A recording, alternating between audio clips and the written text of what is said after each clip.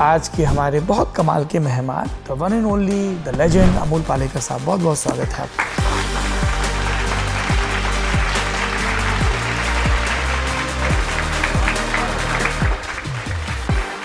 Why don't you tell us about that Rishikesh Mukherjee episode? 5 दिन की छुट्टी चाहिए।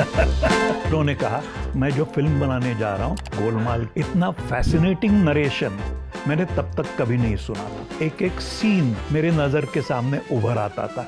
How was it working with Shahrukh Khan for पहेली? मैंने शाहरुख से ये कहा कि अच्छे एक्टर की जरूरत है और इसलिए मैं तुम्हारे पास आया हूँ। He used to smoke a lot at that time. Narration खत्म होने के बाद सिगरेट जला के पूछा कि sir would you mind if I produce this film? फिर तो सारे पत्ते बिल्कुल ही बदल गए। और राजेश खन्ना के साथ क्या हुआ था? वो पैर मारने वाला सीन।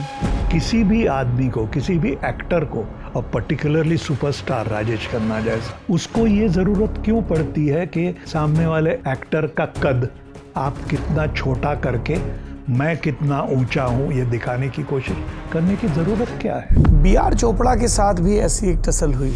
अग्नि परीक्षा फिल्म का नाम। मेरे कुछ पैसे आने बाकी थे तो मैं चोपड़ा जी से बात करने गया और मैंने चोपड़ा जी से कहा अगर पैसे नहीं दे सकते तो आप एक मुझे लैब लेटर दे दीजिए। How dare you ask me for a lab letter? मैं इंडस्ट्री से बाहर फेंक दूंगा तुम्हें। तब जाके मैंने कहा कि चोपड़ा साहब, इंडस्ट्री मतलब क्या, आपके बंगलों का बगीचा है?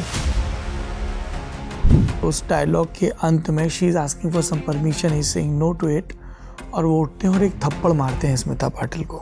श्याम बेनेगल ने मुझे कहा उसको तमाचा मारो, उसको कहेंगे नहीं हम लोग। मैंने कहा नहीं, मैं ऐसे नहीं करूंगा। स्मिता जी को? हाँ। Shyam was very upset. He said this is an order, और शॉट शुरू हो गया। उसका हाथ पकड़ा और दूसरे हाथ से एक थप्पड़ लगा दी। उसका जो एक्सप्रेशन चेंज होते गया कि ये इस आदमी ने क्या कर दिया। दाना जी ने आपसे काम मांगा था और आपने उन्हें मना कर दिया था कि तुम्हें गुस्सा बहुत आता है। परिंदा के बाद उसने विधु विनोद चोपड़ा को कैसे मारा, कैसे पीटा, ये नाना था। मेरा जो किरदार था उसके नजदीक भी नहीं आता था, तो वो पीछे पड़ा रहा। नाना की पूरी पर्सनालिटी चेंज हो गई। हाथापाई, मारा मारी तो दूर की बात, पूरे शूटिंग के दौरान एक बार बहस तक नहीं हुई। आशा भोसले बुखार में तप रही हैं और गा रही हैं कौन ठगवा नगरिया लूटा। 2 टेम्परेचर था उनका। सुबह सुबह मुझे फोन आया कि आशा जी आज रिकॉर्डिंग पे नहीं आ सकती, उनको बुखार है। तो ऐसे दिग्गज लोग वहाँ सपोर्टिंग म्यूजिक प्ले करने के लिए बैठे हैं। तो मैंने एक चिट्ठी लिखी। आधे घंटे में आशा जी रिकॉर्डिंग थिएटर में आ गई। एक ही टेक। जयदेव जी रो रहे थे। इतना प्यार ये इतने बड़े बड़े लोगों ने मुझे दिया।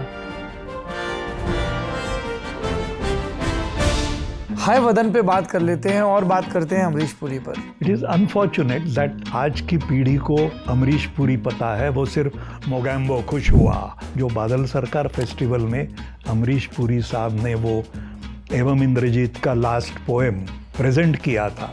Amrish Puri, oh my God, ये भी कर सकता है। एवं इंद्रजीत की उस कविता के साइटेशन की ठीक बात क्या हुआ था? वो कविता सुनने के बाद तालियों की गड़गड़ाहट से वो रुकने को तैयार नहीं थी तालियां, और फिर पर्दा गिरा। अचानक पुरी साहब नीचे गिर गए। वो रो रहे थे, मुझे लिपट कर रोए, इतना रोए, इतना रोए।